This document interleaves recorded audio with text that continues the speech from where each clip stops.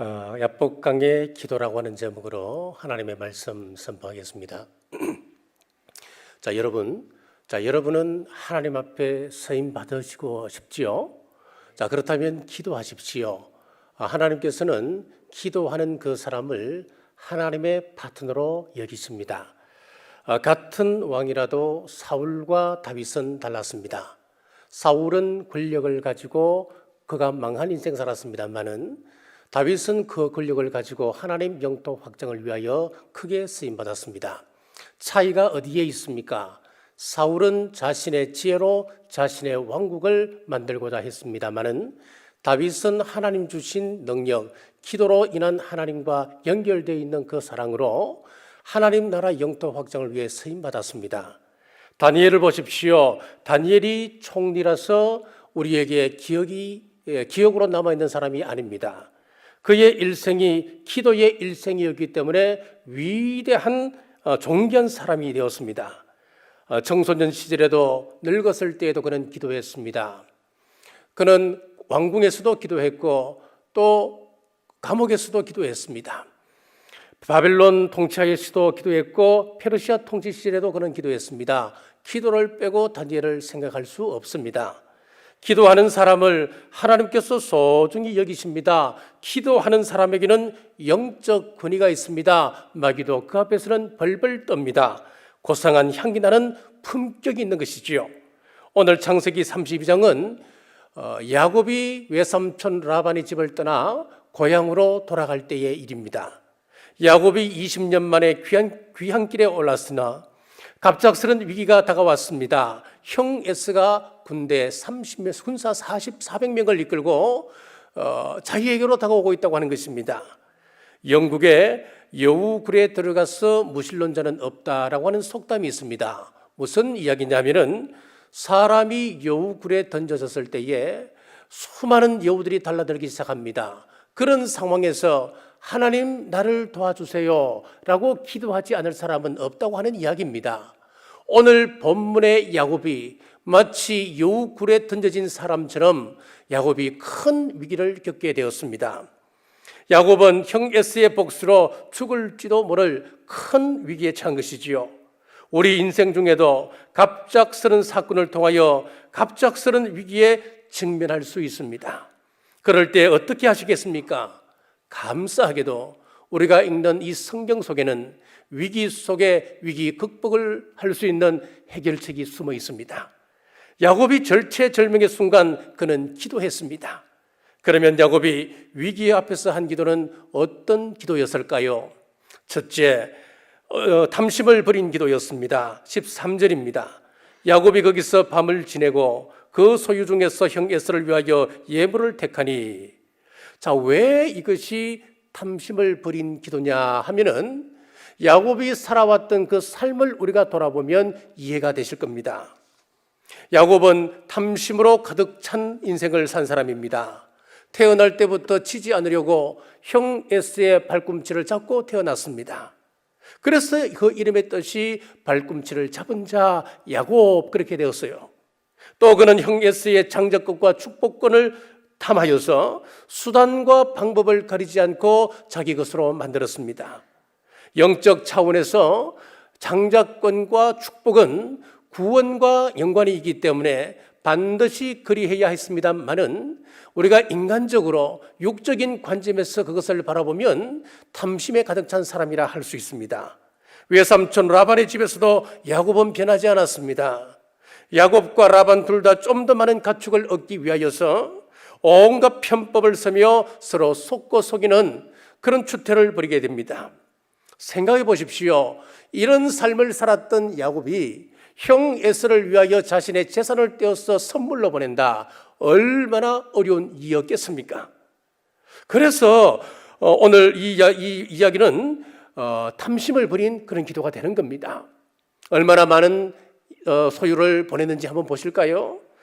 읽었던 말씀 14절에서 15절 말씀을 보면은 암염소가 200이요 순염소가 20이요 암양이 200이요 순양이 20이요 전나는 낙타 30과 그 새끼요 암소가 40이요 황소가 10이요 암나기가 20이요 그 새끼나기가 10이라. 자, 이것을 다 합하면은 낙타 새끼를 제하고도 550마리입니다. 1998년도 고 정주영 회장이 소 1,001마리를 이끌고 방북했던 일이 있었지요. 전 세계의 이목을 집중시켰던 사건인데 오늘 야곱이 이에 못지 않습니다. 자신의 전 재산을 저 세상 가운데 지금 뚝 잘라서 보내는 거예요.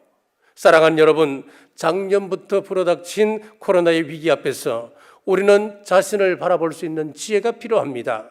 우리를 볼 수 있는 기회입니다. 교회는 교회대로 교회가 세상 속에서 빛과 소금의 역할을 감당하지 못했던 것 돌아보고, 가정과 교회는 과연 그리스도인으로서 우리가 빛된 삶을 살았는지 소금된 삶을 살았는지 돌아볼 수 있는 기회가 된 것입니다. 사람들에게는 나름대로의 취약점이 있습니다. 어떤 사람은 돈에 약하고 어떤 사람은 명예에 약합니다. 어떤 사람은 성격에 약점이 있습니다. 어떤 사람은 성적인 문제 때문에 늘 발목 잡힙니다. 여하튼 이번 위기 앞에서 자신의 약점을 바라보고 내려놓아야 합니다. 막힌 하나님과의 관계를 우선적으로 풀어나가야 할 기회입니다. 자, 야곱의 약점은 탐심이었습니다. 나아가서 이 탐심은 우리 모두의 약점이기도 합니다. 그래서 야고보서 1장 14절에서 15절 말씀해 보시면은 오직 각 사람이 시험을 받는 것은 자기 욕심에 끌려 미혹됨이니 욕심이 잉태한 자 죄를 낳고 죄가 장성한 적 사망을 낳느니라. 우리가 겪는 위기의 대부분을 성경에서는 이렇게 말씀하는 거예요. 우리의 욕심 때문에 인간의 위기가 들어왔다는 거예요. 우리의 탐심 때문에 여러분이 당하는 그런 어려움이 왔다고 하는 것입니다. 욕심에 끌려 미혹되고 시험을 받습니다. 사랑하는 여러분, 지금 당하는 위기로부터 벗어나길 원하십니까? 그렇다면 야곱처럼 탐심을 버린 기도를 드리십시오. 우리 속에 탐심만 없다고 하면은 우리가 겪고 있는 인간관계에서 오는 대부분의 문제는 해결 안 받을 수가 있습니다. 왜 우리가 불화할까요? 내 속에 욕심이 있고 탐심이 있기 때문에 그렇습니다. 내 것 관철시키려고 하기 때문에 불화가 오는 것입니다. 탐심을 내려놓고 우선적으로 하나님과의 관계부터 회복하십시오. 새롭게 하십시오. 자, 이 탐심이라고 하는 것은 꼭 부메랑과 같습니다. 반드시 언젠가는 자기 자신에게 해가 되어 돌아옵니다. 탐심은 죄를 낳고 죄는 사망을 낳는다, 성경은 말씀하고 있지 않습니까? 자, 이렇게 비참한 열매를 맺기 전에 야곱처럼 탐심을 버리고 기도하여 위기를 극복해 나가는 우리 모든 성도들 되시길 주님의 이름으로 축복합니다. 둘째는 필사적인 기도였습니다. 24절입니다. 야곱은 홀로 남았더니 어떤 사람이 날이 새도록 야곱과 씨름하다가, 이 말씀을 잘 보시면은 지금 씨름을 걸어온 주체가 누구입니까? 야곱입니까? 아니면 어떤 사람입니까? 어떤 사람이지요? 어떤 사람이 야곱에게 씨름을 걸어왔습니다. 여기서 어떤 사람이라고 하는 것은 우리는 알고 있습니다. 하나님의 사자입니다. 자, 그럼 무슨 말이냐면 하나님 쪽에서 야곱에게 씨름을 걸어온 사건이었다고 하는 것입니다. 자, 야곱이 아버지 품을 떠나 형의 노염을 피하기 위하여 외삼촌 라반의 집으로 향할 때가 있었습니다. 베델에서 신기한 꿈을 꾸게 되지요. 그때 사닥다리 꿈을 잘 보시면은 야곱이 하나님께로 나아가기 위하여서 쌓아 올렸던 사닥다리가 아니었습니다. 하나님께서 야곱을 만나시기 위하여 하늘에서부터 내려오는 사닥다리였습니다. 무슨 이야기냐면 하나님께서 야곱에게 찾아온 사건이다라고 하는 말입니다. 이것이 우리 기독교입니다. 우리 기독교는 하나님께서 우리 인간에게 찾아온 종교입니다. 예수님께서 낮고 천한 말구유에서 사람의 몸을 입으시고 이 땅에 찾아오셨습니다. 그런데 다른 종교를 보면은 사람이 신을 찾아가는 겁니다. 고행을 해서 찾아갑니다. 수행을 합니다. 그리고 심지어는 기부를 합니다. 제가 전에 한번 말씀을 드렸죠. 전 세계에서 가장 많은 기부를 하는 나라가 미얀마입니다. 미얀마가 얼마나 가난한 나라입니까? 우리하고는 비교도 안 됩니다. 먹을 것이 별로 없습니다. 그런데도 그들은 그 없는 가운데도 기부를 하는 거예요. 절에다가 기부합니다. 왜 그런 줄 아십니까? 이런 덕을 쌓아야 내세에 좋은 것으로 태어날 수 있으니까. 그래서 그들은 기부하는 겁니다. 이렇게 타 종교는 인간이 신을 찾아가는 종교라면 우리 기독교는 하나님께서 친히 인간이 되셔서 이 땅에 찾아온 종교입니다. 자, 오늘 수많은 세월 동안 많은 기회를 주심에도 불구하고 조금도 변하지 않는 사람, 탓성에 젖은 교회 생활, 형식적인 신앙 생활, 하나님을 자신의 욕심을 채워주는 분 정도로 그렇게 생각하고 이용하는 현세적이고 또 기복적인 종교관을 갖고 살아가는 사람들은 마침내 하나님께서 간섭하십니다. 하나님께서 실험을 걸어오시는 겁니다.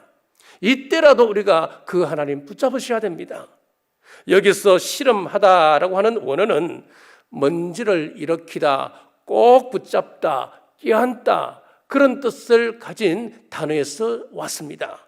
그러니까 오늘 야곱의 실험이라고 하는 것은 필사적인 실험이라고 하는 것을 우리에게 가르쳐 주는 거예요.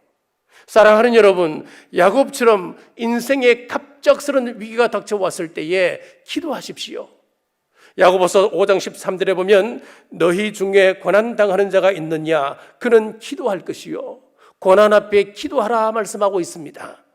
기도하되 어떻게 기도합니까? 빌립보서 4장 6절에 보시면은 아무것도 염려하지 말고 다만 모든 일에 기도와 간구로 너희 구할 것을 감사함으로 하나님께 하리라. 아무것도 염려하지 말랍니다. 지금 이 시대 상황이 어떤 상황입니까? 기독교인들이 발칵이 되면은 그들은 사형으로 죽어갔었습니다. 십자가형을 당하기도 했습니다. 원형극장에 던져져 맹수의 밥으로 그들은 죽어가야 했습니다. 그런 상황일지라도 어떻게 기도하라는 겁니까? 염려하지 마라. 다만 기도하라. 오직 감사하라. 그렇게 우리에게 공고하고 있습니다. 에스의 마음을 바꾸는 것은 야곱이 할 수 있는 일이 아니라는 거예요. 야곱이 보냈던 그 많은 재산, 그것이 에스의 마음을 바꾸는 것이 아니라고 하는 거예요. 우리가 하나님께 기도하고 감사함으로 아뢰일 때 하나님께서 사람의 마음을 바꾸십니다. 우리의 위기 극복도 마찬가지입니다. 내가 내 힘으로 이것을 해결할 수 있을까요? 없습니다. 위기 극복은 우리 하나님께서 해 주셔야 하는 것입니다. 예수님은 사역을 시작하시면서 40일 금식 기도를 하셨습니다. 여기서 40일 금식 기도라고 하는 것은 내 목숨을 내어놓고 기도한다라고 하는 말씀입니다. 자, 40일 금식 기도, 여러분 내 목숨을 내어놓아야 합니다. 다른 말로 이야기하면 지금 야곱이 하나님 앞에 기도하는 실험하는 기도, 필사적인 기도였다고 하는 것을 가르쳐 줍니다. 예수님께서 십자가형을 앞에 두고 마지막 겟세마네 동산에서 기도하실 때 어떻게 기도하셨나요? 땀이 핏방울이 변하는 것처럼 기도했습니다. 얼마나 간절하게 기도했으면, 얼마나 필사적으로 기도했으면 그런 현상이 일어났을까요? 그래서 누가복음 22장 42절에 보면은 예수께서 힘쓰고 애써도 간절히 기도하시니 땀이 땅에 떨어지는 핏방울같이 되더라 그랬습니다. 모세를 보십시오. 모세가 하나님의 부름을 받고 시내산에서 계명을 받을 때에 그는 40일 동안 시내산에서 금식했습니다. 그것 또한 목숨을 걸고 하나님 앞에서 필사적인 기도를 드렸다고 하는 것입니다. 필사적인 기도하면 우리는 엘리야의 기도를 생각하지 않을 수 없습니다. 엘리야의 기도는 이렇습니다. 야고보서 5장 17절에서 19절에 보시면은 엘리야는 우리와 성정이 같은 사람이로되 그가 비가 오지 않기를 간절히 기도한 적 3년 6개월 동안 땅에 비가 오지 아니하고 다시 기도하니 하늘이 비를 주고 땅이 열매를 맺었느니라. 그가 간절히 기도할 때에 하늘에서 비를 내리지 않았습니다. 자, 그런데 이 엘리야는 어떤 사람이었나 하면 저와 여러분과 똑같은 성정을 가진 사람이었습니다. 특별한 사람이 아니었습니다. 그런데 그가 간절히 기도하니까 하나님께서 비를 주셨고, 또 간절히 기도하니 하나님께서 가뭄을 허락하신다. 그런데 이 이야기를 잘 보시면요, 우리가 단순하게 몇 줄로 이렇게 기록하고 있습니다만은, 그런데 이때 그 기도를 드렸던 그 상황을 보면은 엘리야가 몹시 초조했다고 하는 것을 알 수가 있습니다. 열왕기상 18장 42절에 보면은 엘리야의 그때 기도 모습을 이렇게 묘사하고 있습니다. 엘리야가 갈멜산 꼭대기로 올라가서 땅에 꿇어 엎드려 그의 얼굴을 무릎 사이에 넣고 얼마나 애간장 타는 기도를 올렸으면은 그의 머리가 그의 무릎 사이에 들어갈 정도가 되었겠습니까? 얼마나 간절하게 기도했다 했으면 이런 형태의 모습이 나올까요? 하나님 앞에 필사적인 기도를 올렸다고 하는 것입니다. 지금 이스라엘 전 백성들이 엘리야를 바라보고 있는 겁니다. 이때 비가 내려오지 않는다면 얼마나 큰 창피를 당하겠습니까? 창피로 끝나겠습니까? 참수형을 당하지 않겠습니까? 사기꾼으로 몰리지 않겠습니까?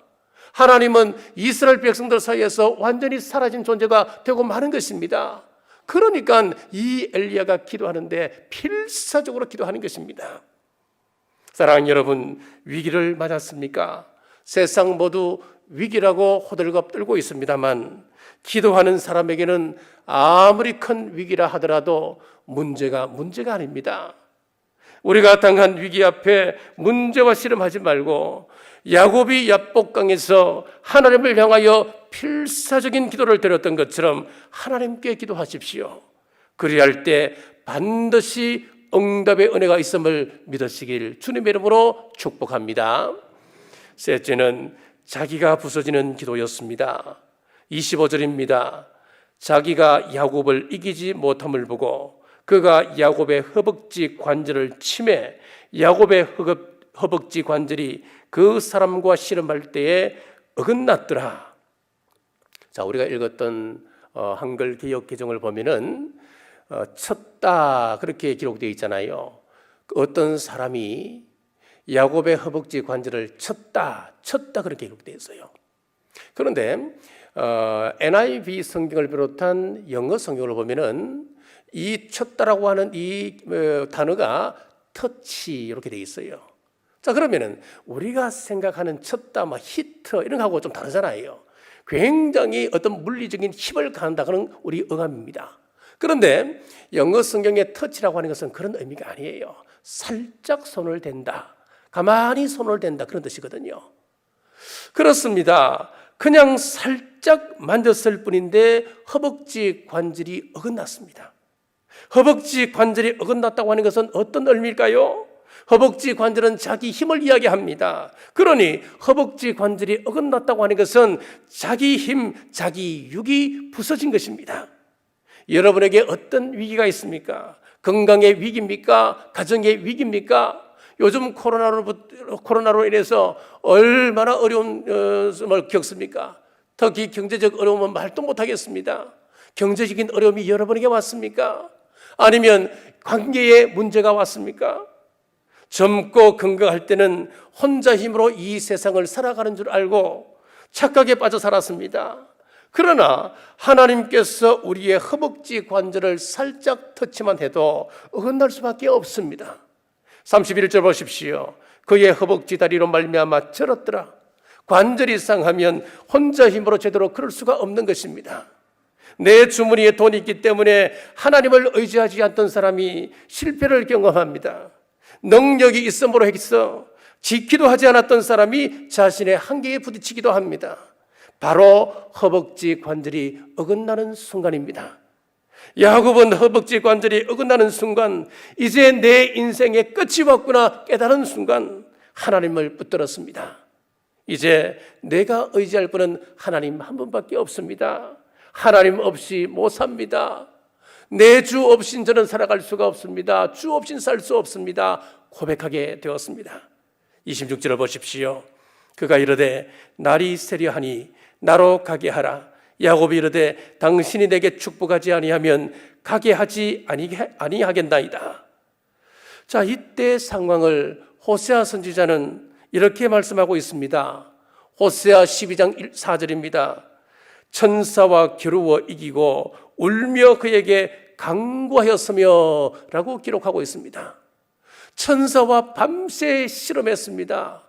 그 사람이 하나님의 사자인 줄도 몰랐습니다. 어떤 사람과 실험해서 밤새도록 싸워서 이겼습니다.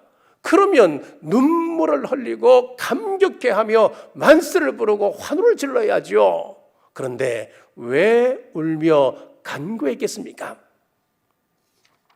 이제 자신의 재주가 아니라 하나님을 의지하기 시작한 겁니다.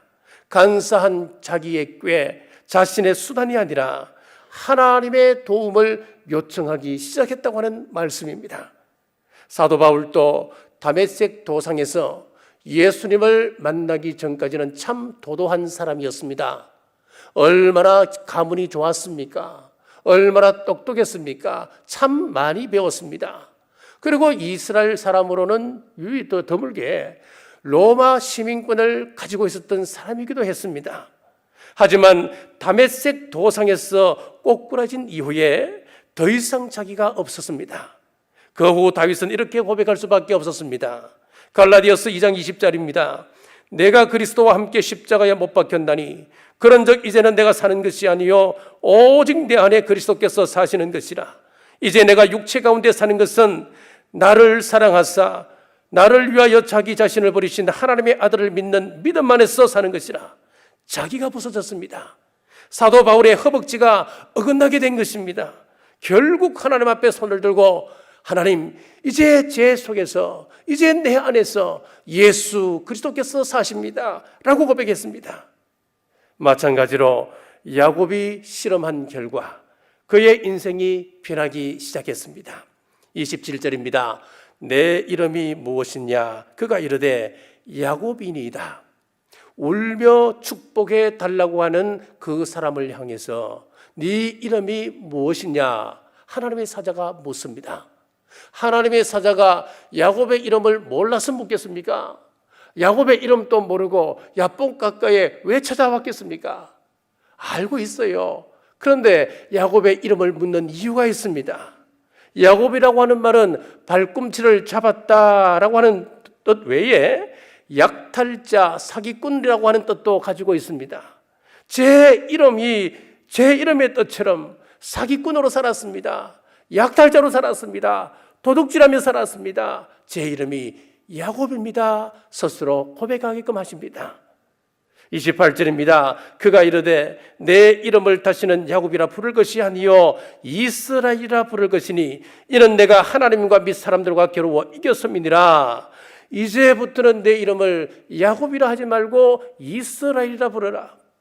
이제부터는 내 이름을 약탈자라 부르지 말라. 내 이름을 도둑놈이라 부르지 말라. 앞으로는 내 이름을 이스라엘이라 부르라. 이스라엘의 이름의 뜻은 하나님과 겨루어 이겼다, 사람들과 겨루어 이겼다, 그런 뜻 이외에 하나님께서 통치하신다, 그런 의미를 가지고 있습니다. 누가 이스라엘입니까? 두 손 들고 항복하는 사람이 이스라엘입니다. 하나님께 무릎 꿇고 매달릴 수 있는 그 사람이 이스라엘입니다. 하나님께 내 인생을 철저히 맡기며 살아가는 사람, 그 사람을 하나님께서 이스라엘이라 불러주십니다. 사랑하는 여러분, 문제가 올 때 하나님 붙드십시오. 사기꾼 같고 약탈자 같은 지난날의 모습을 낱낱이 고백하십시오. 야곱의 못난 모습이 저의 모습이었습니다. 회개하십시오. 그러면 새로운 이름 이스라엘이라 불러주심을 믿으시길 주님의 이름으로 축복합니다. 말씀을 맺겠습니다. 일생일대에 큰 위기가 왔을 때 탐심을 버린 기도, 실험 많은 필사적인 기도, 허벅지 관절이 어긋나듯 자기가 부서지는 기도를 할 때에 야곱에게 새로운 세계가 열렸습니다. 31절 말씀입니다. 그가 분이엘을 지날 때에 해가 돋았고, 자, 여기서 해가 돋았다라고 하는 영적인 의미를 보면은 이 야곱의 영적 세계에 큰 변화가 있다고 하는 것을 알 수가 있고, 하나님께서 해가 비친다 이 말씀으로 그의 인생에 서광이 비친다 하는 것을 암묵적으로 우리에게 보여줍니다. 야곱이 가지고 있었던 인간관계에서 오는 그 큰 문제들, 하나님께서 해결해 주신다고 하는 말씀을 포함하고 있습니다. 우리 그리스도인이 누굽니까? 갈라디아서 5장 24절에 보시면은 그리스도 예수의 사람들은 육체와 함께 그 정욕과 탐심을 십자가에 못 박았느니라. 그리스도 예수의 사람들은 육체를 십자가에 못 박은 사람들이라는 겁니다. 우리 그리스도인들이라고 하는 것은 우리 자신의 탐욕과 욕심을 십자가에 못 박은 사람들이라고 하는 것입니다. 자, 이렇게 육신과 정욕과 탐심을 십자가에 못 박아 버린 사람들, 이것을 오늘 본문 창세기 32장의 말씀으로 비추어 보면은 바로 야곱이 허벅지 관절을 어긋나게 하는 그런 사람들, 그렇게 묘사할 수 있겠지요. 주 없이 살 수 없습니다 고백하는 사람들입니다. 이렇게 할 때 해가 돋는 같이 하나님과의 관계가 회복되어지고 육적인 문제도 해결받게 됨을 믿으시길 바랍니다. 사랑하는 여러분, 지금 이 세상은 너무나 험합니다. 우리 힘으로 살아가기는 너무나 힘든 세상이 되었습니다. 세상은 우는 사자처럼 우리 기독교를 공격합니다. 세상 지금 상황에서 신앙을 지키기가 참 힘들어졌고 앞으로는 더 힘든 세계가 올 것입니다. 시대가 올 것입니다. 종말이 가까울수록 더 심해집니다. 궁극적으로는 대환란이 남아 있습니다. 뿐만 아니라 포스트 모더니즘 시대라 가정이 해체되어 젊은이들의 이혼율이 높아져가고 젊은이들뿐만 아니라 노인들의 이혼, 황혼 이혼이 러시를 이룬다고 합니다. 자녀와의 관계에서 이미 아버지의 권위는 사라진 지 오래입니다. 정치적으로 북한은 불안하고 동북아 갈등의 골은 더욱더 깊어져만 갑니다. 국내 정치는 불신이 돼갑니다. 청년 실업, 경기 불안, 다음 세대 교육을 생각하면 우리의 가슴은 답답해져 오기만 하지요. 그때 야복강의 기도를 기억하고 여러분 기도하십시오. 하루 3번 골반 기도 실천하고 계신지 모르겠습니다. 실천하십시오. 그것이 어디든 상관없습니다. 직장에서든 설거지하는 그 부엌에서든 차 속에서든 걸어가면서든 우리는 하나님과 비밀소리 기도할 수가 있습니다. 어떤 것이든 가능합니다. 탐심을 십자가에서 해결하십시오. 실험하는 필사적인 기도를 올리십시오. 나는 죽었습니다. 부서지는 기도를 올림으로 우리의 영의 문제를 해결받고 우리의 육의 문제도 해결받는 우리 모든 성도님들, 능력 있는 성도님들 되시길 주님의 이름으로 축복합니다. 기도하겠습니다. 하나님, 오늘 야곱의 기도로 기도의 중요성을 나누게 하심 감사합니다. 야곱이 야복강에서 형으로부터 목숨의 위협을 당하는 절박한 상황에서 탐심을 버린 기도, 실험하는 필사적인 기도, 나는 죽었습니다, 허벅지 관절이 어긋나게 하는 기도 드릴 때 문제 해결의 은혜를 받았습니다. 우리에게 닥친 5만 가지 문제들 앞에 야곱처럼 기도하여 응답받는 감격이 있게 하옵소서. 우리 교회가 비전 2027을 선포했습니다. 교회 비전이 나의 비전되어 기도하며 기쁨으로 동참할 때 교회를 통하여 역사하시는 하나님의 복을 누리게 하옵소서. 포스트 코로나 시대를 대비하며 메신저 뉴스라는 전도 콘텐츠를 준비했습니다. 이 도구를 잘 활용하여 복음의 문이 닫히기 전에 힘써 전하는 우리 남부의 권속들 되게 하옵소서. 다시 오실 예수님 이름으로 간절히 기도드리옵나이다. 아멘.